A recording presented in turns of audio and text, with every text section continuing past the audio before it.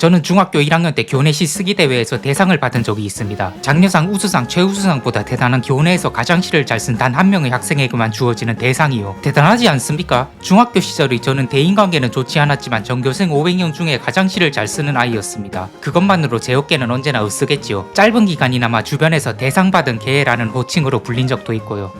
고등학교 때도 비록 왕따를 당하긴 했지만 마음속에는 자긍심이 있었습니다. 나를 괴롭히는 녀석들 중엔 시쓰기 대회에서 대상은커녕 수상을 한 녀석도 없을 게 틀림없었기 때문이죠. 실제로 제가 제 이름이 박힌 중학교 시집을 은근슬쩍 책상 위에 펼쳐놓고 자리를 떴을 때 제 책상 속에 쓰레기를 넣으러 온 녀석이 의외라는 표정을 짓는 것을 보고는 가슴이 통쾌했습니다. 속으로 그 녀석이 헉! 이럴 수가, 토성토끼 볼펜이 사실은 중학교 시집기 대회의 대상 수상자였대! 하고 호들갑을 떨어서 이 사실이 전교에 알려지길 바랬지만 그런 일은 없었던 것이 내심 아쉬웠던 기억이 나는군요. 하긴 그래요. 날 괴롭히던 그 멍청한 녀석들이 무려 시쓰기 대회 대상의 가치가 어느 정도인지를 알아볼리 만무하긴 하죠. 대학교 때 저는 찐따였던 과거를 숨기고 인싸 데뷔를 시도했습니다. 당연하게도 제 계획은 잘 풀리지 않았죠. 대인공포증으로 인한 불안과 어눌함을 억텐으로 눌러봤자 기이한 표정과 몸짓만 나올 뿐이니까요. 하지만 제겐 히든카드가 있습니다. 무엇을 숨기랴, 저 토성토끼 볼펜은 중학교 시쓰기 대회에서 대상을 받은 녀석이거든요. 저는 중학교 시절에 관한 떡밥이 나온 MT 술자리에서 은근슬쩍 제가 중학교 시쓰기 대회에서 대상을 받았다는 말을 꺼냈습니다. 찐따 같던 구석자리의 신입생이 그런 경력을 가지고 있었다니 다들 놀라겠지. 도키도키 와쿠와쿠. 그런데 어라? 왜 아무도 반응을 해주지 않는 것이죠? 아니, 정확히는 앞자리에 앉은 애가 오라는 짧은 감탄사를 날려주긴 했지만 뭔가 진심도 느껴지지 않고 애초에 주제가 바로 다른 이야기로 넘어가 버렸잖아요. 지금 여기 중학교 시쓰기 대회에서 대상을 받은 사람이 있는데요. 결국 아싸인 채로 대학교를 졸업한 토성토끼 볼펜은 취업의 전쟁터로 뛰어들게 되었습니다. 그런데 솔직히 제겐 별로 내세울 게 없었어요. 뭘 해도 배우는 게 느리고 말도 행동도 어눌한 녀석이라 알바조차도 면접에서 컷당하거나 하루 만에 잘리기 일쑤였거든요. 그러다 또 올랐습니다. 왜 잊고 있었을까요? 제겐 유일한 히든카드가 있었다는 사실을. 무엇을 숨기랴, 저 토성토끼 볼펜은 중학교 시쓰기 대회에서 대상을 받은 인재였습니다. 이력서를 넣은 곳은 웹디자인 회사였지만 저는 제 장점을 쓰는 가장 첫 줄에 중학교 시쓰기 대회에서 대상을 받았다는 내용을 적었습니다. 그리고는 면접도 보지 못한 채 서류 탈락했죠. 어라? 하긴 대상의 의미나 대단함을 높게 쳐주지 않는 회사도 있겠죠. 아니 그럴 수 있습니다. 가치에 대한 의견은 다를 수 있으니까요. 제 가치를 알아봐줄 다른 회사에 다시 지원서를 넣었습니다. 또 서류 탈락. 다음 회사에 이력서를 넣고 또 서류 탈락을 반복했습니다. 그렇게 마음이 꺾일 때까지 탈락을 반복하고 중학교 시쓰기 대회에서 대상을 받은 것이 이력서의 유일한 내용이어서는 안 된다는 사실을 깨달았을 때는 이미 취직시장에서의 제 가치에 대한 의심밖에 안 남은 뒤였죠. 아니, 의심이란 표현보단 반대로 확신이라는 표현을 쓰는 게 맞을까요? 중학교 시쓰기 대회에서 대상을 받은 것이 인생 최대의 자랑거리인 어른이 이 세상에서 어떤 가치를 가지는지 확실하게 깨달아 버렸으니까요. 아이쿠야, 제 인생 썰이 괜시리 길어져 버렸네요. 사실 리디의 이야기가 제법 남아있긴 한데 생각해보니 여긴 제 개인적인 이야기하는 채널이 아니고 만화 이야기하는 채널이잖아요. 쓸데없는 소리로 3분 30초나 써버려서 지체할 시간이 없습니다. 그럼 바로 오늘의 첫 번째 이야기, 우오토 작가의 어서오세요 페트에라는 작품에 대한 이야기를 시작하도록 하죠.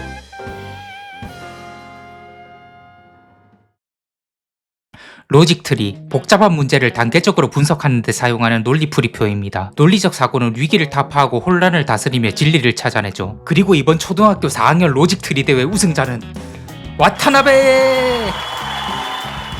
또래 초등학생들의 우레와 같은 박수갈채와 함께한 20대 남자가 잠에서 깹니다. 이름은 와타나베 타쿠야. 이 청년으로 말할 것 같으면 초등학교 로직트리 대회에서 무려 우승을 거머쥔 전적이 있는 논리적 사고의 수재였죠. 오늘도 그 영광의 로직트리를 보고 미소 지으며 출근길에 오르는 와타나베. 와타나베는 냉동육 물류센터의 하영노동으로 일하고 있습니다. 누군가에게 멋진 직업일 수 있지만 와타나베란 인물에게 있어 이 직업은 원해서 고른 직업이 아니었던 듯 합니다. 어릴 때 다들 품었던 생각이죠. 어른이 된다면 뭔가, 잘은 모르겠지만 뭔가 화려하고 추상적인 어떤 인생이란 것이 시작되지 않을까? 라는 기대, 그리고 어렴풋하게 스멀스멀 기어오르는 사실은 그딴 거 없고 그냥 어른이라는 책임만 생긴 채 한 살 더 먹은 자신이 될 뿐일 수도 있다는 불안감. 어른이 되어 일을 시작한 와타나베에게 드디어 어린 시절의 불안은 현실이 되었습니다. 인생이 시작되었다는 기분이 도저히 들지 않습니다. 무한할 것 같은 냉동육의 공세가 잠시 멎은 점심시간, 와타나베는 점심을 먹을 자리를 물색하던 중 휴게실의 목소리에 귀가 쏠립니다. 뭔가 미래지향적이고 건설적이면서도 조금 인텔리한 느낌도 드는 대화가 들려오네요. 아, 그래요. 와타나베는 최근 이런 대화에 목말라 있었습니다. 합석을 요청하며 은근슬쩍 대화에 끼어보려는 와타나베. 목표 관리 시트의 장점란이요? 아, 뭐라고 쓸까? 논리적 사고에 자신 있습니다 라고 하면 너무 잘난 척하는 건가? 하하? 저기요, 이거 아마 정규직용일 거예요. 그쪽은 비정규직이죠. 조심스런 말투로 신분의 격차를 알려주는 정규직 직원의 배려에 와타나베는 분수를 깨닫고 자신에게 맞는 장소로 돌아와 밥을 먹습니다. 역시 그런 건가? 내 인생은 아무런 의미가... 아니야, 진정해. 역경, 위기는 기회, 이 경험을 살린다. 고생해봤으니 나대지 않는다. 대성공. 캬, 그랬었죠. 와타나베한테는 논리적 사고라는 최강의 무기가 있었습니다. 와타나베는 자신의 주력 무기를 활용해 이 역경을 성공으로 만들어 보였습니다. 와타나베는 머리 하나는 좋으니까요. 게다가 와타나베에게는 성공을 위한 또 다른 강력한 무기가 있습니다. 그것은 바로 초즌의 멤버십 카드. 초즌이란 집단은 대단합니다. 실제로 초즌에서 받은 성공학 강의로 부자가 된 사람들도 많으며 매일 뼈와 살이 되는 강의를 해주고 나약한 와타나베의 정신력을 고쳐주기 위해 호통도 쳐주며 성공의 따기도 때려줍니다. 단돈 몇만 엔의 적은 회비를 내는 것만으로요. 게다가 개인 컨설팅권을 구매한 사람에게는 몇 분간의 개인 상담도 해준다니, 이렇게 다 해주면 뭐가 남죠? 초즌은 어쩌면 와타나베의 인생을 구해주기 위해 만들어진 자선단체 같은 것이 아닐까요? 하지만 이걸론 부족합니다. 진정한 의미로 인생을 바꾸기 위해서는 플라티나 브론즈 계급의 멤버가 되어 초전의 라운지에 들어와 좀 더 하이클래스한 사람들과의 하이클래스한 만남이 필요하죠. 물론 플라티나 브론즈 계급이 되기 위해서는 와타나베가 감당하기 힘든 수준의 회비가 필요하지만 5명의 사람을 초전에 권유하는 데 성공하면 공짜로 플라티나 브론즈로 올라갈 수 있다는 점. 와, 정말로 이렇게 퍼주면 뭐가 남는 건지 와타나베의 논리적인 머리로도 이해하기 힘들었지만 어쨌든 자신을 도와주려는 강사님 께 무한한 감사를 느끼며 논리적 사고를 적극 활용해 벌써 4명의 사람을 초준에 권유한 우리 와타나베. 그때 한 남자가 등 뒤에서 와타나베를 물끄러미 바라보더니 말합니다. 저기 그거 지금까지 몇 명한테 말 걸어보셨나요? 권유에 성공한 건 4명인데요. 4명이나? 혹시 친구라던가? 아니요. 친구 같은 게 아니라 논리적 사고죠. 제가 그쪽에 좀 자신이 있거든요. 그래도 제일 중요한 건 자신의 마음을 아는 일. 그러면 당신도 초전의 선택받은 멤버로서 한껏 어깨뽕이 차올라 초전의 강사의 빙의에 가르치는 입장이 되어보려는 와타나베에게 눈앞의 남자는 청천벽력 같은 말을 꺼냅니다. 최악의 경우 당신은 체포당해요. 세상에, 초준이 다단계 회사였다니. 꿈에도 몰랐던 와타나베였지만 한편으로는 정말 다행입니다. 지나가던 남자가 우연히 법학부 학생이었고 와타나베가 수집한 개인정보 리스트를 넘겨주면 와타나베를 도와줄 수 있다고 하니까요. 어쩌면 정말 이런 행운도 드물다고 할 수 있죠. 와타나베는 초준이 다단계 회사였다는 사실에 낙심하긴 했지만 이번에도 논리적 사고로 상황을 전화위복시킵니다. 아쉽게도 초준 활동은 할 수 없게 되었지만 강사님께서 늘 좋은 말씀도 해주시고 성공 따기도 때려주셨던 분이니 그냥 카드를 버리는 건 예의가 아니겠죠. 와타나베는 강사님께 마지막 인사를 드리고 회원 카드를 반납하기 위해 초전의 건물로 발을 옮깁니다. 그런데 이게 무슨 일이죠? 어제 이 법학부 학생과 초전의 강사님이 친한 듯 인사를 하고 있습니다. 어째서 당신이 초전 사람과? 누구야 당신? 당신이 범죄니까 그만두라며. 그 길거리에서 봤던 둔하기는. 나도 여기 회원이야. 무슨... 와타나베의 머리로는 이 상황을 도저히 이해할 수가 없습니다. 이어지는 남자의 설명이 즉 길거리에서 대놓고 활동하는 회원이 생기면 초전이 경찰에 적발되기 쉽기에 남자는 와타나베의 활동을 저지한 것이며 다단계 회사 초전을 신봉하고 이용당하며 성공을 꿈꾸던 와타나베와는 달리 남자는 처음부터 초전의 시스템을 파악하고 이용해 실질적인 단물을 빨고 있었습니다. 강사님이 말하던 시스템을 이용하는 자가 눈앞에 있었고 성공의 기대에 한껏 부푼 자신은 사실 시스템에 이용당하는 쪽이었던 겁니다. 왜 와타나베의 인생에는 이런 뒤통수를 치는 사람들만 꼬이는 걸까요? 와타나베가 무슨 원한 살만한 짓이라도 한 걸까요? 대체 내가 무슨 잘못을 했길래? 충격에 휩싸여 말을 더듬는 와타나베에게 남자는 답답하다는 듯 말합니다. 당신 머리가 잘못됐다고. 전에 만났을 때 논리적 사고가 특기니 어쩌니 하던데 그건 당신이 그렇게 믿고 있을 뿐이거든. 바보들 특유의 맹신. 하지만 너 같은 인간이라도 행복해지는 방법이 딱 하나 있어. 꾸밀랑 꾸지 말고 작은 행복 속에서 착실하게 살아가는 것. 넌 선택받은 자가 아니야. 토성토끼 와타나베는 이제야 깨닫습니다. 난 똑똑하지 않구나. 평범하구나. 아니, 굳이 나누자면 평균에 꽤 못 미치는 녀석이었구나. 자신의 분수를 깨닫고 거기에 맞는 삶을 살게 된 그는 이제 행복합니다. 이것은 분명 자신의 위치를 찾은 것에 대한 행복의 눈물이겠죠. 와타나베는 생각합니다. 내 한심한 머리에 신물이 난다. 성공할 수 있다고 생각한 한심한 머리가 나쁘다는 걸 깨닫지 못한 한심한 머리. 그 중에서 제일 가는 건 아직도 어느 한 구석에 내가 아니라 세계가 잘못된 것이길 기대하는 한심한 머리. 물론 알고 있습니다. 잘못된 것은 세상이 아니라 자신이 맞다는 사실을. 왜냐하면 와타나베에겐 이 정도는 깨달을 수 있는 논리적 맞다. 난 논리적 사고 잘하는 거 아니었지. 와타나베는 그저 멍하니 하늘을 쳐다보며 귀가합니다. 어서오세요 팩트에는 인생 모든 것을 부정당한 와타나베라는 청년의 이야기를 그린 작품입니다. 사실 이 뒷내용부터가 이 작품의 본격적인 시작인데요. 분수에 맞는 엑스트라 캐릭터로서의 삶에 만족해보려는 와타나베지만 당연히 그런 게 행복할 리도 없으려니와 이후 추가 타로 실현을 당하기도 하고 신분적 격차를 느끼는 등의 일을 겪으며 점점 자신의 자아가 부정당하는 듯한 경험을 하게 됩니다. 그런 스스로의 하찮은과 무가치함에 힘들어하던 와타나베를 구해준 것은 사회의 배후에 숨은 거학과 맞서 싸우는 정의의 레지스탄스 집단 FACT 팩트의 선각자는 말합니다. 당신이 세상에서 느끼던 위화감, 그것은 전부 거대 권력 집단 딥스테이트가 만든 시스템의 부조리에서 온 것이라고. 팩트의 선각자는 말합니다. 당신 머리가 왜 나쁩니까? 팩트의 선각자는 말합니다. 와타나베, 당신은 딥스테이트의 폭거를 무너뜨릴 선택받은 자일지도 모른다고. 물론 이 레지스탕스 집단 팩트는 그냥 음모론을 맹신하는 사이비 집단입니다. 세상을 좀 주물러 보려는 권력층이 실제로 존재한다 한들 그 방법이 전파로 시민들의 뇌를 해킹하는 방법일 리 없고, 와타나베가 그 거대 집단에 대항할 최종병기 선택받은 자일 리는 더더욱 없겠지요. 하지만 와타나베 같은 입장의 청년에게 네가 병신이어서 외로운 거야 보단 너만이 진실을 꿰뚫고 있기에 고독한 것이다 쪽이 훨씬 달콤하게 들립니다.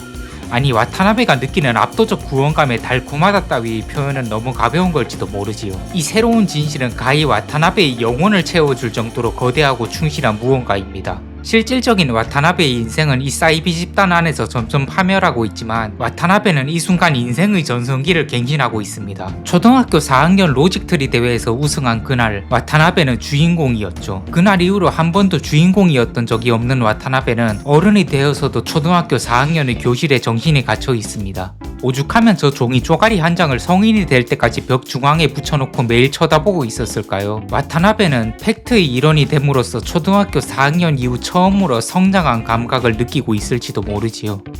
어서오세요 팩트에서는 와타나베가 자아의 충실감을 느낄수록 그의 인생은 파멸로 치닫는 모습을 보여줍니다. 이 작품에서는 실제 그 나이대의 청년이 겪는 시련이나 상승 욕구에서 나오는 부정적 감정이 어떤 의식의 흐름으로 이어지는지, 그것이 어떻게 사회적 동력으로 이용되는지 혹은 사회적 부담이 되는지 등을 각기 다른 계층의 캐릭터들을 동원해 디테일하게 묘사하고 있습니다. 그에 맞춰 부의추월 차선, 레드필, 노력의 배신, NPC와 네오 같은 현세대 2030들의 결핍과 밀접해서 탄생한 현대적 담론이 생생하게 반영된 작품이기도 하죠. 하지만 이걸 다 다루기엔 오늘 가져온 작품이 3개나 되니 이 작품은 짧게 제 시선대로 정의하고 넘어가도록 하겠습니다. 주인공이 될 수 없는 인간이 어쩔 수 없는 승인 욕구와 그 승인 욕구로 인한 파멸, 그리고 그런 타인의 승인 욕구를 이용해 주인공이 되고자 하는 사람들의 이야기, 그 방식과 형태는 달라도 각자가 자신의 방식으로 주인공이 되고자 하는 이야기, 주인공이 되고자 하는 마음을 어떻게 마주할 것인가에 대한 이야기.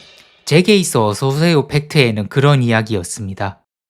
우리 모두가 주인공이 될 수 없다라는 현실이 있습니다. 그와 동시에 우리 모두는 주인공이 아니고서는 참을 수 없다라는 현실도 존재합니다. 소재로 다룬 이상 어쩔 수 없는 이 두 현실 간의 충돌에 대한 나름대로의 대안책도 어떻게든 제시해야 할 것 같아서 열심히 짱구를 굴리며 논리적 사고를 시도해 봤습니다만 아무래도 토성토끼 볼펜이 답을 내놓을 수 있는 스케일의 문제는 아니었던 듯 하기에 제가 이 문제를 마주할 때마다 들었던 감정이나 좀 풀고 가겠습니다. 좀 무신론자긴 하지만 만약 신이 있다면 제가 가장 크게 읍소하고 싶은 세상의 불합리는 이거 같아요. 세상의 주인공이 정해져 있다면 왜 우리 같은 엑스트라들에게도 주인공과 같은 질량의 자아를 넣어 놓으신 거지? 엑스트라로 살아야 하는 한 명 한 명에게 이만한 질량의 자아가 왜 필요하고 이만한 고통을 겪을 감각이 왜 필요한 거지?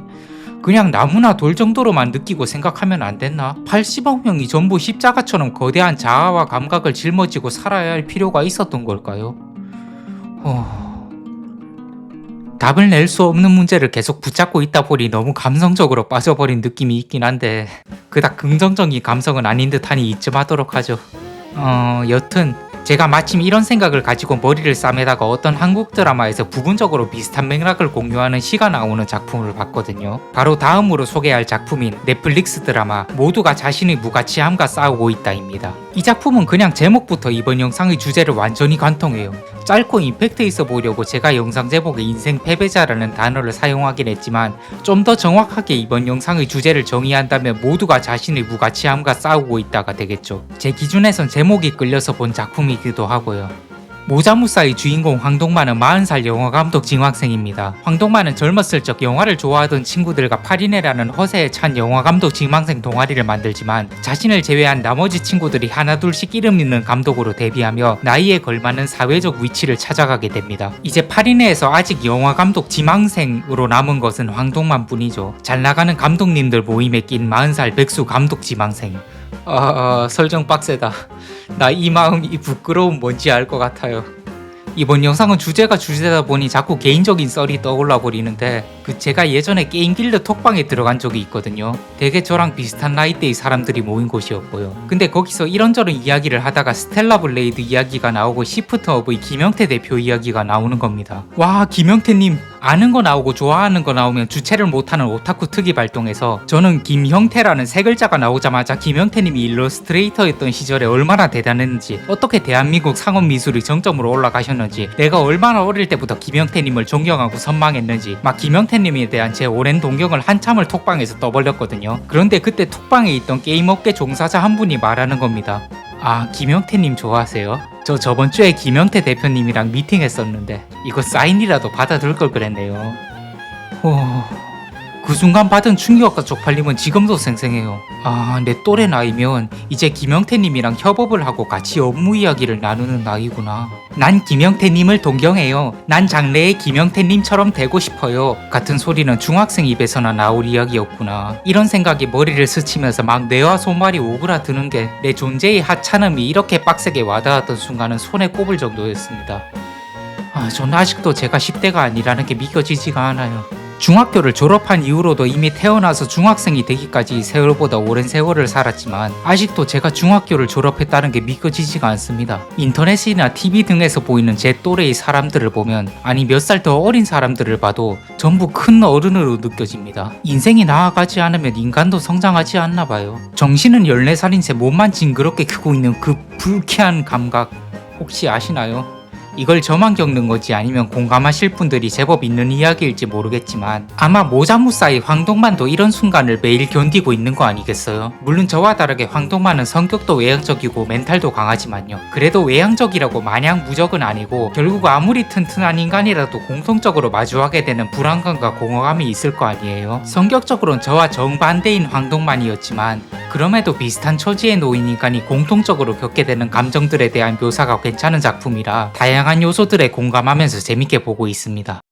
특필할 점이라면 이 드라마에는 좀 세미 SF적인 요소가 들어가 있는데요. 착용자의 감정을 표시해주는 감정워치가 상용화 전 테스트 단계를 거치고 있고 그 실험자로 주인공인 황동만이 참가하고 있다는 설정입니다. 그래서 황동만이 특정한 감정을 느낄 경우 기쁨, 슬픔, 황당, 억울 등으로 그때그때 황동만의 감정을 표시해주죠. 이 감정워치를 이용한 플롯 중에 제게 있어 킥이었던 두 장면이 있는데요. 첫 번째 장면은 황동만이 미국에서 대형 테러가 일어났다는 뉴스를 보게 되는 장면입니다. 테러에 관한 뉴스를 황동만이 휘둥그레진 눈으로 보고 있는데 감정워치가 반응을 합니다. 당연히 공포, 걱정 이런 감정이 더 있겠죠. 황동만은 별 생각 없이 감정워치를 끄려 하지만 시계에는 이렇게 적혀 있었습니다.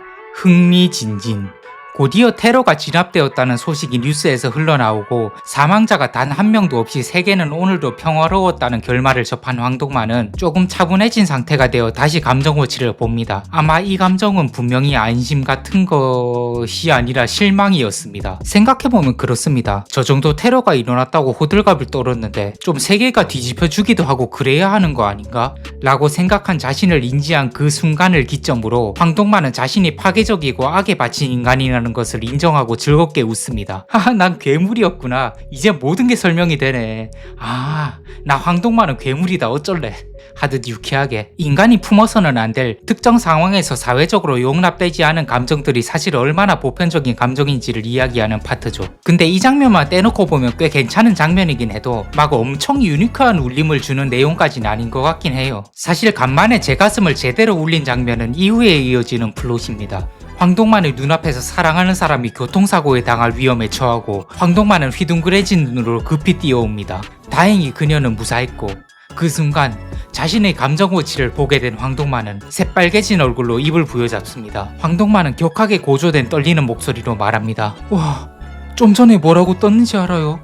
놀람, 당황, 걱정, 설렘이 아니에요. 아, 난 진짜로 놀랬던 거예요. 진짜로. 나는 파괴적인 인간이 아니다. 나는 괴물이 아니다. 우! 나는 괴물이 아니다. 그래요. 사실 황동만에게도 타인을 걱정할 줄 아는 마음이 존재하고 타인의 안녕을 바라는 마음이 존재했던 거예요. 놀랍게도요. 맨날 남 끌어내리기 좋아하고 매사에 부정적이고 세상이 망했으면 좋겠다고 생각하고 그런 인생 패배자들에게 정상인들이 가지는 스테레오타입의 편견적인 이미지가 있잖아요. 그 편견 사실 다 맞는 말이거든요. 사람이 암흑기가 길면 결국 그렇게 되더라고요.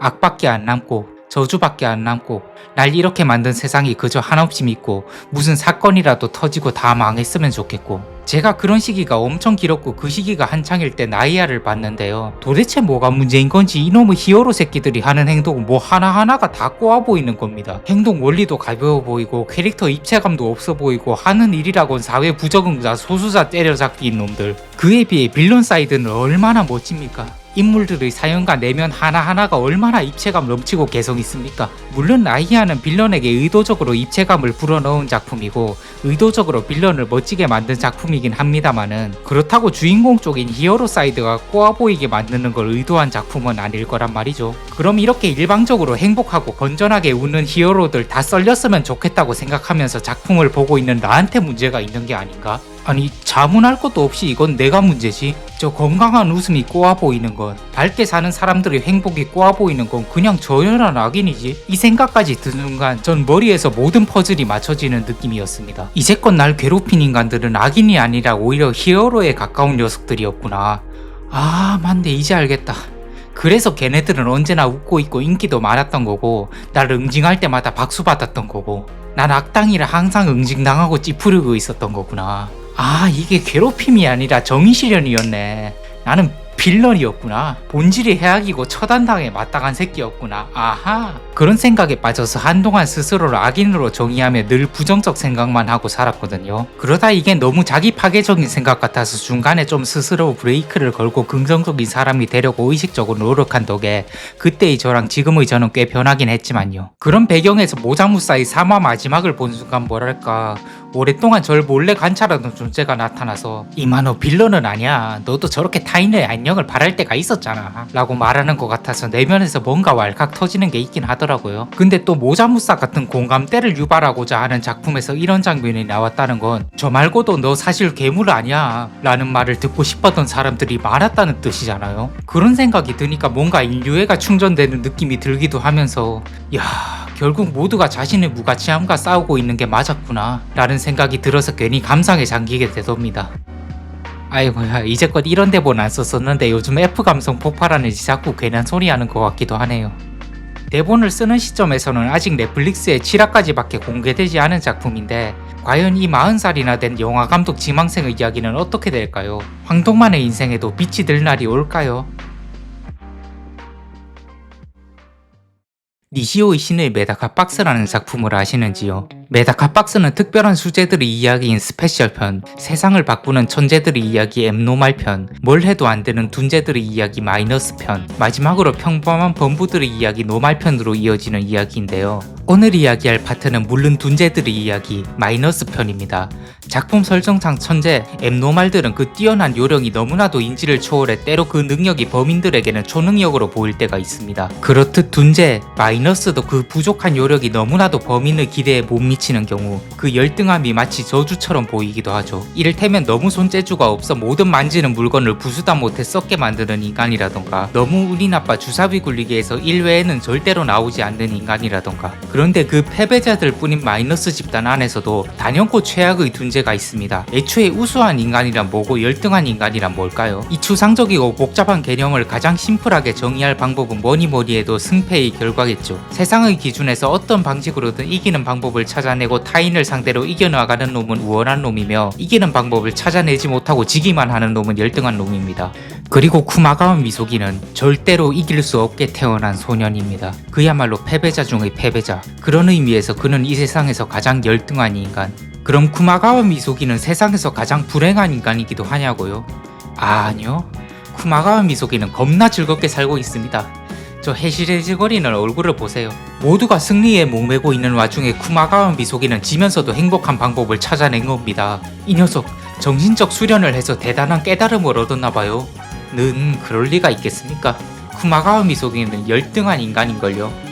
쿠마가와 미소기가 패배만 하는 인생을 즐기는 방법은 간단합니다. 이를테면 격투기 대회에 쿠마가와 미소기가 나간다고 쳐요. 쿠마가와 미소기는 패배할 겁니다. 하지만 우승 후보였던 상대 선수가 경기 중 팔이 부러져 영영불구가 된다면, 토론 대회에 쿠마가와 미소기가 나간다고 쳐요. 쿠마가와 미소기는 논리로 상대를 이기지 못할 겁니다. 하지만 토론의 상대가 쿠마가와의 악의적 조롱에 평생 남을 트라우마가 생긴다면, 저는 다수가 동시에 한 공간에서 싸우는 도그 파이트가 있는 PVP 게임을 좋아했습니다. 게덴푸드도 완전 재밌게 했고, 팀전이 메이저인 캡슐 파이터도 개인전만 했고, 로스트아크 결장도 인기 없는 난투전을 즐겼었죠. 1대1로도 잘 못 이기는 놈이 무슨 재미로 8명 중 1위를 노리는 게임을 하냐고요? 아니요, 전 1위를 노리지 않았습니다. 우스갯소리로 게임은 상대방 빡치라고 하는 겁니다 라는 말이 있잖아요. 근데 저한텐 이게 우스갯소리가 아니었어요. 제가 도그 파이트 격투 장르를 즐긴 이유는 이거였습니다. 8위에서 7위가 되려면 내가 7위보다 잘해야 하잖아요. 근데 그렇게 어렵게 7위가 돼봤자 결국 루저이긴 매한가지, 빛나는 1위 자리에는 발끝에도 미치지 못하죠. 하지만 계속 1위 뒤를 스토킹하면서 결정적인 순간에 방해만 한다면, 화난 1위가 날 죽이려 할 때 계속 도망만 친다면, 도망치다가 얻어맞고 딸피가 되었을 때쯤 일부러 막피 점수를 2위나 3위에게 찾아가 내어준다면, 그런 플레이를 한다면 나는 8명 중 8위의 실력으로도 확실하게 1위 자리를 조종할 수 있습니다. 최악인 내가 1위를 결정한다. 이 압도적 전능감. 미친놈인가 싶겠지만 한 1년은 그러고 놀았어요. 난 승부 따위 관심 없는데, 난 그냥 1위가 빡치는 거 보려고 게임하는데, 애초에 이길 마음 같은 거 없는데 하면서. 이런 쿠마가와 미소기를 동정할 필요는 없습니다. 동정 따위 바라지 않으니까. 따위 주인공 같고 멋있는 이유가 아닙니다. 그런 비극의 주인공도 뭣도 아닌 주제에 자신을 피해자로 정의해버린 저열한 인간이기 때문이죠. 그렇게 쿠마가와 미소기는 오늘도 피해자 행세를 하며 해실거리는 미소로 즐겁게 난 애초에 이기고 싶지 않은데 따위 소리를 하며 분탕을 치고 다닙니다. 그러나 스스로의 마음이 만들어낸 자신만의 공간에서 쿠마가와는 웃고 있지 않습니다. 재능을 타고나지 못해도, 머리가 나빠도, 성격이 나빠도, 열등하라도, 왕따라도, 반편이라도 재능 넘치고 머리랑 성격 좋고 승승장구 우르르 몰려다니는 잘난 놈들을 이기고 싶어. 미움받는 사람도, 혐오당하는 아이도, 당하는 역할도 주인공을 맡을 수 있다는 걸 증명하고 싶어. 이것이야말로 패배를 즐기는 척 하던 쿠마가와의 본심. 사실은 나도 이기고 싶어. 눈을 돌리던 스스로의 감정과 정면으로 마주하게 된 쿠마가와는 앞으로 어떻게 변하게 될까요? 자신이 파괴적인 괴물이 아니라고 생각할 수 있게 된 황동만의 앞날에는 과연 유의미한 변화가 따르게 될까요? 달콤한 거짓과 냉혹한 현실, 단 2개의 선택지만이 존재하는 것처럼 보이는 세계에서 와타나베는 새로운 선택의 가능성을 찾을 수 있을까요? 더 나은 내일로 나아가고 자신을 멋지게 변화시킨다는 그런 플러스적이기 짝이 없는 일을 이들은 성공시킬 수 있을까요?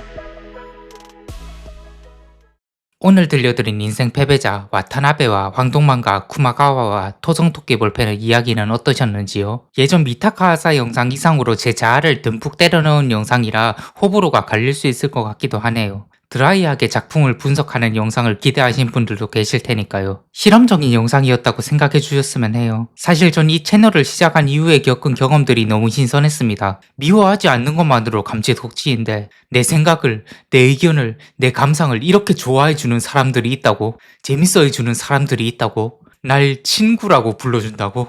그럼 혹시 이 사람들 어느 선까지 날 좋아해 줄까? 라는 사고 회로로 찐따답게 뇌절대본 한번 써봤습니다. 내면에 농축된 제 어둠을 발산하고 싶은 그런 욕구도 사실 좀 쌓이긴 했었고요.